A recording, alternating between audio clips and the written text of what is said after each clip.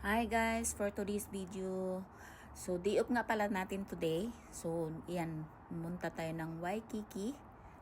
Giikot-ikot tayo dito guys. So, maraming turista pag mga ganitong pag mga ganyang area or ganitong area guys. So, Waikiki is the tourist place. Sa mga turista lagi lahat nandyan. So, dahil nga day off natin, so ayan, naglalakwat sa tayo dito. Tingin-tingin sa paligid hanggang kung ano yung magugustuhan. So, enjoy lang natin yung life, no? Kahit, pagod tayo sa trabaho. So, kung may day off tayo, kailangan nating mag-enjoy din at kailangan nating mag-relax. So, kailangan natin lahat-lahat ng, kumbaga, may ano din yung relaxation din yung life natin or self natin. Para sa hindi yung lagi lang trabaho. Tapos pag magtrabaho ka guys, hindi mo nga maisip kung nasaan na yung sahod mo napunta. Trabaho lang palagi pagdating ng sahod. Ayun, napunta na sa mga dapat papuntahan ng mga plano. So, wala ka na maiwan. So, yan. Kasama ko yung anak ko, asawa ko, ayan. So, ang dami-daming nagsipag-walk dito guys. Kasi nga, tourist area to. Ito yung tinatawag nilang Waikiki. But nasa roadside kami ng pamilya ko. Tsaka medyo nilalamig ako ng konti niyan. Hindi naman. Kasi ang Waikiki guys is tabi siya ng dagat. Pero maraming building. Maraming nandyan yung lahat ng mga brand. Yung tinatawag natin ng mga branded area. At of course dito naman guys, ayan, nagutom na kami, kumain kami. Naku po, hindi ko na malayan. Kung hindi ako nagbibideo guys, feeling ko hindi ako mataba. Char. Pero yes, lumaki ako. Kasi dito, kaya ka lumalaki kung hindi mo mo kasi kung lagi ka lang trabaho, bahay, hindi ka mag-exercise, wala talaga. At saka sa based on my story guys, sa life ko, hindi na ako halos maka-exercise gawa ng pagdating sa bahay, uupo na lang ako. Pagod na pagod. Tapos, hindi rin ako makaka-walk gawa ng panay sasakyan.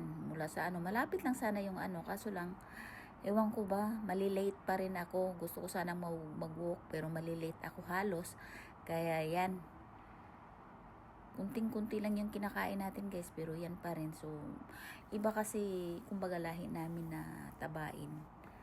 Kaya, iniingatan na lang natin yung health natin na hindi naman ganun kagrabe. So, dito naman, kailangan kong mag-walk ng konti at pupunta sa may dagat. Uy, ang tao, hindi ko alam na may nakita nga nagsuot ng socks. So, ayan, ito yung dagat. Ito yung tinatawag talaga nilang Waikiki Beach. So, dyan, walang pakialaman kung ano yung suot mo, bata, matanda, o kaya anong ilang taon ka na. As long na carry mo na mag-swimsuit or mag-bodysuit, walang pakialam yung mga tao. So, ganyan lang ang lifestyle dito guys. Kahit yung taga rito sa Honolulu or sa Hawaii, ganun din sila, pumupunta dyan. Pero most nga nandyan ngayon kasi siyempre gaya sa amin, nagsasawa kami so na kami ang maliligo dyan, no. Lalo na ako, hindi ako mahilig sa dagat. Pero maraming tourist talaga. From my place, itong area na to, Waikiki Beach, is like 20 minutes or 15 minutes.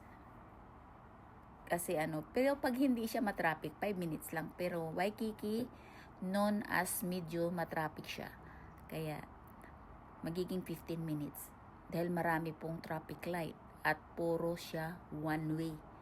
Yung lugar na to, pag bago mo ma-reach, puro one way or puro lahat ay one way.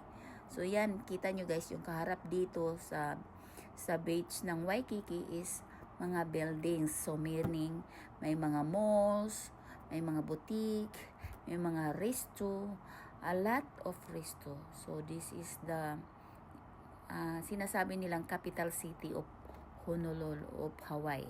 So ang capital city ng Hawaii is Honolulu. So nandito po ako sa area na to. Yan, 'di ba? May nagsuot pa ng ano. So, klase-klase talaga, guys. So, walang pakialaman, hindi kagaya sa atin. Ito lang base sa observe ko ha. Hindi kagaya sa atin sa Pinas. So, hindi ko sinisiraan yung Pinas or tayong mga Pilipino. Pero pag tayo ang magsusuot ng swimsuit, naglalakad kung saan-saan. Kasi yung mga yan, naglalakad, pupunta, papasok sa store, papasok sa restaurant, naka-swimsuit. Wala silang paki. So, ganito dito. Pero pag sa Pilipinas, kahit nga nandyan ka pa sa beach, naka-swimsuit ka, hindi bagay sa'yo, nag-umpugan na yung mga marites. Ano ba yan? Kung ako ng mga ganyan, hindi ako magsusuot kasi ganito, ang itim-itim ng kilikili, ang itim-itim ng tiyan, ang itim-itim ng igot-igot. Kumbaga yung puwet, yun ang sasabihin. Di ba nakakatuwa lang sa atin? Sa atin kasi, mayroon din naman dito na sabihin natin, tinatawag natin na marites. Hindi yan mawawala sa buong mundo. But most talaga sa atin, no? Kung makakita ng ganyan, ang mata, parang akala mo sinasaniban. Chismis doon, chismis dito, wala namang makuha. Di na lang nilalagay sa utak na walang makuha. Kahit anong mangyari, wala tayong makukuha. Hindi tayo sasahuran. Kung hindi, magkakasala pa tayo sa Panginoon. Kasi, chismis lang inabot natin, namimintas tayo. But anyway, thank you for watching, guys. Again, this is Charlotte Iyana USAP daw. Charlotte Iyana USA in my YouTube channel. Please, sana tangkilikin nyo. Bye!